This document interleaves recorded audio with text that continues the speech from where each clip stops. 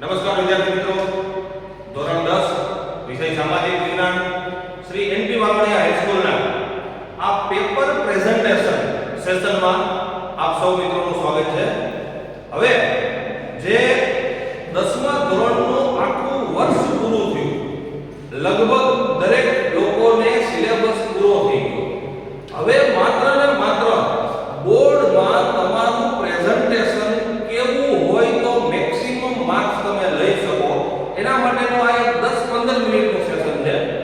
Screen ઉપર જે દેખાય છે એને એક આદર્શ જવાબ વહી કહી શકાય કે કઈ રીતના બોર્ડના પેપરમાં જવાબ લખવાથી તમે મેક્સિમમ માર્ક મેળવી શકો. સ્વાભાવિક રીતે દરેક વિદ્યાર્થીઓને ખબર છે કે સામાજિક વિજ્ઞાનના 80 માર્ક્સનું બાયફર્કેશન સેક્શન A અથવા તો વિભાગ A, વિભાગ B, વિભાગ C અને વિભાગ D માં કરાયેલું છે. આ વખતે તમારા માટે બોર્ડે જે કંઈ પણ નિર્ણય લીધો છે એ ખરેખર બહુ સરસ છે. જે લોકો એવરેજ છે અથવા તો નબળા છે ઈ જો મહેનત કરશે તો સેક્શન A, વિભાગ A જે ગયા વર્ષ સુધી માત્ર 16 માર્ક્સનો હતો એ હવે 24 માર્ક્સનો થઈ ગયો છે. મતલબ નાની નાની વસ્તુ બાકી કરી અને તમે સેક્શન A માં મેક્સિમમ માર્ક મેળવી શકો. બ્લુપ્રિન્ટ આપને બધાને ખ્યાલ જ છે, છતાં પણ એકવાર રિવાઇઝ કરતો હું.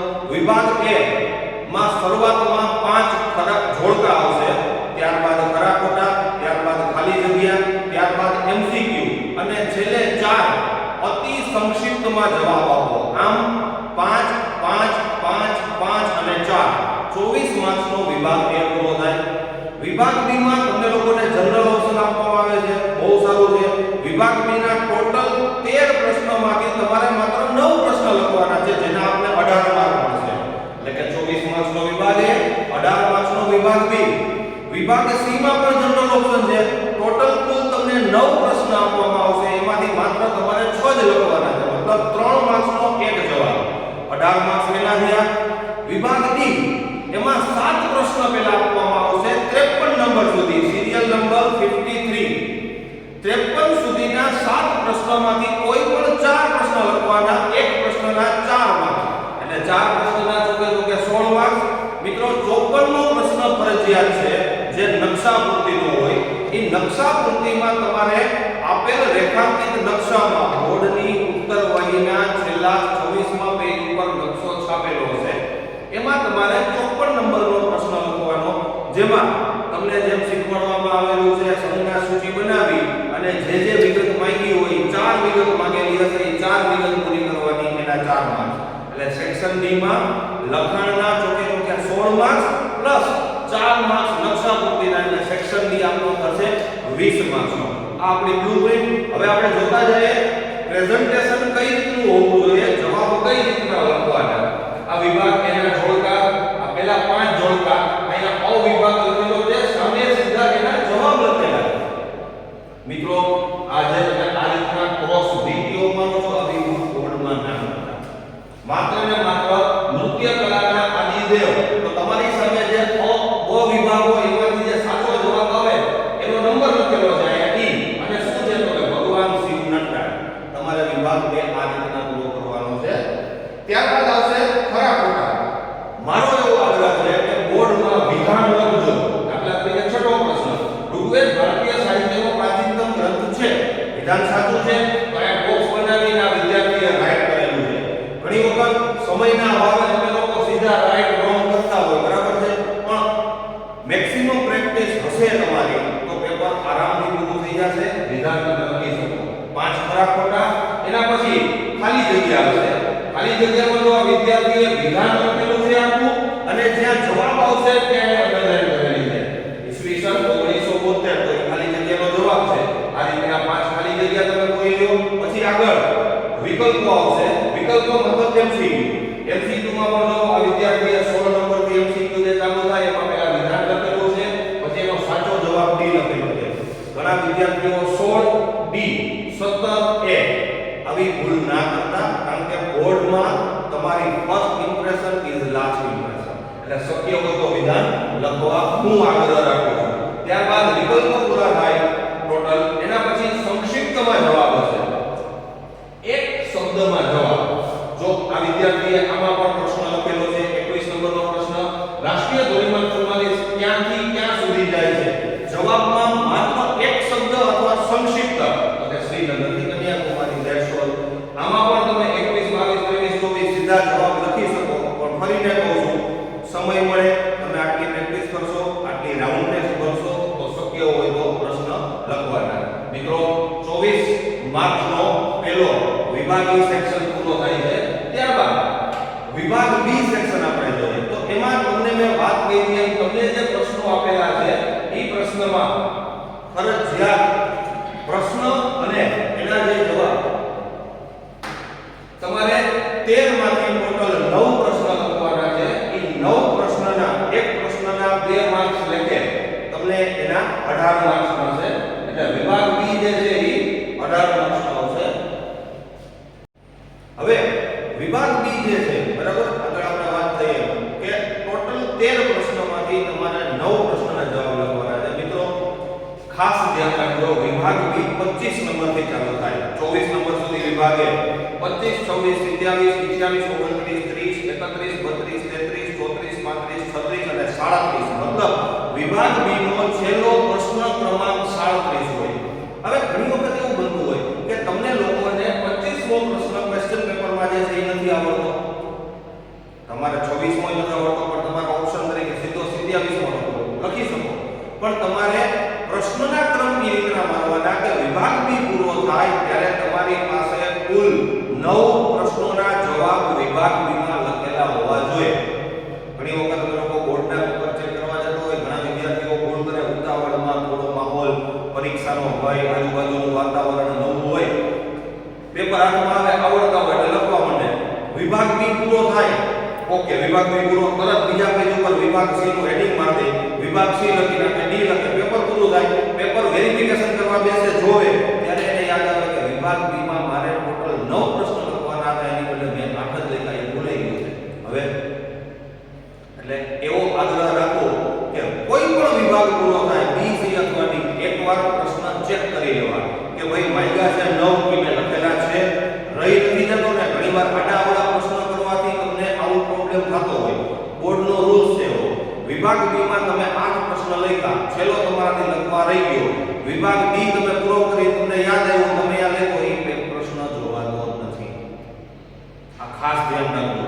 અમારી પાસે પેપર ચેક થવા માટે આવે વિભાગ બી જોઈ લીધો 8 માંથી જે તમને આવતા હોય એ માર્ક મૂકી દીધા પેપર બીજે વયું ગયું બરાબર છે. એને સી જોઈ લીધો ત્રીજે વયું ગયું એને ડી જોઈ લીધો પછી પાછું એ પેપર ના એટલે આ ખાસ કાળજી રાખો. શક્ય હોય તો વિભાગ બી પૂરો કરીને એકવાર જોઈ લો કે આપણે 9 જવાબ લખવાના હતા 9 થઈ ગયા છે ઓકે કાઈ વાંધો નહીં. હવે વિભાગ સી નો તમે હેડિંગ આપો. વિભાગ બી ના પ્રશ્ન મેં તમને કીધું હતું 2 માર્ક્સ એક પ્રશ્નના હોય. ઘણી વખત આપણે વાત થઈ છે કે એક મુદ્દાનો હાફ માર્ક્સ કાઉન્ટ થાય બોર્ડમાં મતલબ 2 માર્ક્સનો જવાબ તમારે લખવો હોય તો મિનિમમ સાચા 4 મુદ્દા લખવા પડે અને એ 4 ફોકસ પોઈન્ટ હોવા જોઈએ. તમે એવું લખો કે આર્યોની મુખ્ય માહિતી નીચે મુજબ છે પછી તમે એમ કહો કે એક મુદ્દો થયો તો એક મુદ્દો ના થાય એ તો તમે પૂર્વ ભૂમિકા બાંધી. હવે અહીંયા ભારતની આર્ય સભ્યતાના નિર્માતાઓ આર્ય હતા ફોકસ પોઈન્ટ થયો. બીજું પ્રાચીન કાળમાં હિન્દુઓ આર્ય કહેવાતા તો જો અહીંયા એને બોક્સ અથવા તો અંડરલાઈન કરેલી છે. અહીંયા આર્યાવર્ત નામ ભારતનું સૌથી પહેલા હતું તો ત્યાં પણ અંડરલાઈન થઈ છે. વાયવ્ય ભારત એની પ્લેસ એની જગ્યા દર્શાવે છે આર્યો સૌથી પહેલા ક્યાં રહેતા તો એ દર્શાવ્યું છે. આ બધાની પૂજા આરાધના કરવાની સંસ્કૃતિ એને આપણને આપી છે તો એ દર્શાવ્યું છે. ભારતના કેટલા નામ છે ભરત રાજા આર્યાવર્ત ભારત વર્ષ ભરત ખંડ એ બધામાં વિદ્યાર્થી અંડરલાઈન કરી કાઉન્ટ કરો 1 2 3 4 5 6 કદાચ એકાદો મુદ્દો આ વિદ્યાર્થીનો ખોટો પડે ને તો આ વિદ્યાર્થી 2 માર્ક્સ લેવા માટે હકદાર છે. આ પહેલો પ્રશ્ન સેમાં બીજો પ્રશ્ન આ બીજા પ્રશ્નમાં જોઈ લો તમે 1 2 3 4 ચાર મુદ્દા લખ્યા એ ચારે ચાર ફોકસ પોઈન્ટ જ છે કમ્પ્લીટ. ચાર સિંહો ઘોડો હાથી બળદની આકૃતિઓ જે કંઈ પણ લખ્યું છે એમાં ક્યાંય પોતાના શબ્દનો ઉપયોગ કરેલો નથી. ઘણીવાર તમને એવું લાગતું હોય કે સામાજિક વિજ્ઞાનમાં આપણે ઓન વર્ડ્સ વાપરીને લખી શકીએ પણ એમાં ટેક્સ્ટ બુકના અથવા તો પાઠ્યપુસ્તકના તમારા શબ્દ ભંડોળ તમારી પાસે હોવો જરૂરી. 24 25 27મો પ્રશ્ન ભવાય. હવે હકીકતમાં 3 માર્ક્સનો પ્રશ્ન છે આપણે વાત થઈ ગઈ. આ પ્રશ્ન ટ્વિસ્ટ કરીને કેમ પૂછાય તો કે જે કલામાં રંગલો રંગલી જેવા પાત્રો દ્વારા અભિનય કરવામાં આવે છે એક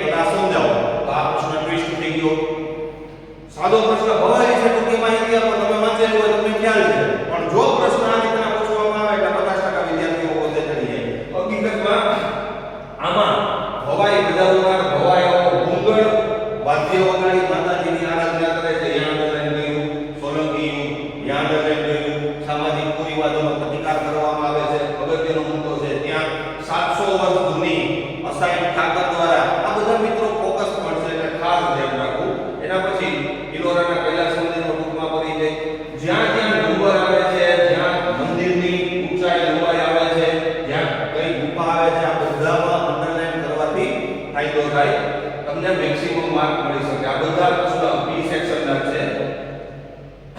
જોતા જાઓ ખાલી એટલે તમને અંદાજો આવી જાય કે આ રીતના પ્રેઝન્ટેશન તમારું થવું જોઈએ. જ્યાં જ્યાં વ્યવસ્થિત રીતના અંડરલાઈન બોક્સ બનાવેલા છે, જ્યાં જ્યાં અંડરલાઈનની જરૂર પડે ત્યાં અંડરલાઈન કરેલી છે. તાંબાની ઉપયોગિતા, તો તાંબાની ઉપયોગિતા, ઉદ્યોગોનું મહત્વ સમજાવેલું છે. 34 નંબરના પ્રશ્ન પૂરા થયા. અહીંથી સેક્શન સી શરૂ થયું. 3 માર્ક્સનો પ્રશ્ન, એક મુદ્દો લખો, અડધો માર્ક્સ મળે. મતલબ 3 માર્ક્સના પ્રશ્નમાં સાચે સાચા ફોકસ પોઈન્ટ 6 લખવા પડે. હવે આ 6 પ્રશ્ન જે છે ઈ અહીં જોઈ લો તમે 1 2 3 4 5 અને જાહેર મકાનોમાં પણ એની વિગત લખેલી છે. અહીંયા એક પ્રશ્નનો જવાબ પૂરો છે. હવે અહીંયા રસ્તાઓની માહિતી, તો રસ્તાઓની માહિતી 39મો પ્રશ્ન તમે જો એની હાઈટ કેટલી છે, જ્યાં જ્યાં ફોકસ પોઈન્ટ આવશે બરાબર છે ત્યાં ત્યાં એને અંડરલાઈન કરેલી છે. જ્યાં જ્યાં ખાલી તમે જોતા જાઓ, ખાલી પેપર પ્રેઝન્ટેશન માટે છે. ગુપ્ત યુગ સંસ્કૃત સાહિત્યનો સુવર્ણ યુગ કહેવાય. તો તમે જો જે કવિઓ હતા, જે રચનાઓ હતી, ગ્રંથના જે પ્રકાર હતા, એ બધી વસ્તુ લખેલી છે. કોણે કયા ગ્રંથની રચના કરી છે, એ ગ્રંથમાં શું છે એમાં અંડરલાઈન પણ કરેલી છે. તો આ રીતના સેક્શન સી આખેઆખો તમારે પૂરો કરવાનો થાય. હવે લાસ્ટ સેક્શન આપણું બાકી રહ્યો સેક્શન ડી. તો સેક્શન ડી 4 પ્રશ્નો, ટોટલ 7 માંથી તમારે નક્કી કરવાનું છે કે 7 પ્રશ્ન લખવાના. વિદ્યાર્થી વિભાગની અહીંયા પણ તમારે બહુ સજાવવાની અને અલગ અલગ પ્રકારની ડિઝાઇન કરવાની જરૂર નથી. સિમ્પલી વિભાગ ડી પૂરું થઈ ગયું. કેટલામો પ્રશ્ન છે? તો 47મો પ્રશ્ન. આ વિદ્યાર્થીએ પ્રશ્ન પણ લખેલો છે. ગણિત શાસ્ત્ર ક્ષેત્રે આર્ય ભટ્ટે કરેલી શોધ. હવે જે શોધ કરેલી છે ત્યાં એને અંડરલાઈન કરેલી છે. ગણતા જાઓ 1 2 3 4 5 6 7 8 9 10 11 12 13 મુદ્દાનો આખો જવાબ લખેલો છે. હકીકતમાં 9 સાચા મુદ્દાઓ એટલે તમને 4 માર્ક્સ મળી જાય. પણ મારી સલાહ એ છે કે ડી સેક્શનમાં તો મને ખબર જ છે 5 10 17 ને 21 આ 4 પાઠમાંથી સેક્શન ડી પૂછાય. તો એ 4 પાઠના જે કંઈ પણ તમને આઈયુપી આપેલા પ્રશ્નો છે એ કરી નાખો. એનાથી બહાર બોર્ડમાં એક પણ પ્રશ્ન ડી સેક્શનનો નહીં જાય. આ પહેલો પ્રશ્ન, વાસ્તુશાસ્ત્ર વાળો બીજો પ્રશ્ન. વાસ્તુશાસ્ત્રમાં પણ એ માહિતી આપેલી છે. આ એના પ્રણેતાઓના નામ લખેલા છે. એના પછી ડાંગરનો પ્રશ્ન આખે આખો ડિટેલમાં સમજાવેલો છે. નોંધપાત્ર ઉત્પાદન, આ તેલીબિયા પાકમાં કઈ કઈ વસ્તુ આવે બરાબર છે, મગફળી છે, તલ છે, જે કંઈ તમને અનુકૂળ હોય બરાબર છે એ મુજબની તેલીબિયાની આખી માહિતી જે છે એ તમારે આ ડી સેક્શનમાં આપવી પડે. ત્યારબાદ લાસ્ટ 54મો પ્રશ્ન આ નકશો બરાબર છે. તો અહીંયા તમને ખ્યાલ છે કીધું કે અહીંયા મકાનની ખાડી પાસે તમારે સંજ્ઞા સૂચિ ફરજિયાત બનાવવાની. એના વગર નકશો ન બને. સંજ્ઞા સૂચિ તમે બનાવેલી છે, 4 વિગત છે. અહીંયા જે સંજ્ઞા હોય એ જ સંજ્ઞા નકશામાં હોવી જોઈએ. અહીં કાઝીરંગા બતાવેલું છે, અહીંયા જે આ ભાગ બતાવેલા છે, આ દરેક વસ્તુ અલગ અલગ પ્રકારની જે કંઈ પણ સંજ્ઞા સૂચિ હોય બરાબર છે. હવે અહીં બેંગાલુરુ છે, તો ઇલેક્ટ્રોનિક ઉદ્યોગ છે, ત્યાં આવી સાઈન છે, તો અહીંયા સાઈન કરી અને જે કંઈ પણ વસ્તુ છે એ તમારે ડિસ્ક્રાઇબ કરવાની રહે. આ મુજબ તમારે તમારા એબીસીડી સેક્શનને ન્યાય આપવાનો. અને મિત્રો ઘણી વખત તમને લોકોને ક્લાસમાં સૂચના આપેલી છે એ મુજબ કોઈ આડાઅવળું પેલા ડી સેક્શન ફોટો જે લખીને કઈ જરૂર નથી. સિમ્પલ મેં જે રીતના શીખવાડેલું છે એ મુજબ પેપર તમે ભરો. એ મુજબનો ટાઈમિંગ તમે જાણો એટલે 2 કલાક અને 42 મિનિટમાં તમારું પેપર પૂરું થાય. એ કાઉન્ટિંગ પણ મેં તમને લોકોને બોર્ડ ઉપર સમજાવેલું છે. વધીને પોણા 3 કલાકમાં તમે તમારું પેપર આરામથી ભરી શકો. તો ખોટી ઉતાવળ ન કરવી, શાંતિથી પેપર ભરવું. છતાંય કોઈ જરૂરિયાત પડે તો એમની બાળકીય પરિવાર સામાજિક વિજ્ઞાનના શિક્ષક તરીકે હું ચૈતન્ય ઠાકર હંમેશ આપની મદદ માટે તત્પર છું. દરેક વિદ્યાર્થીઓને માર્ચ 2024ના બોર્ડના જ્વલંત સફળતા માટે ખૂબ ખૂબ અભિનંદન સાથે આશીર્વાદ.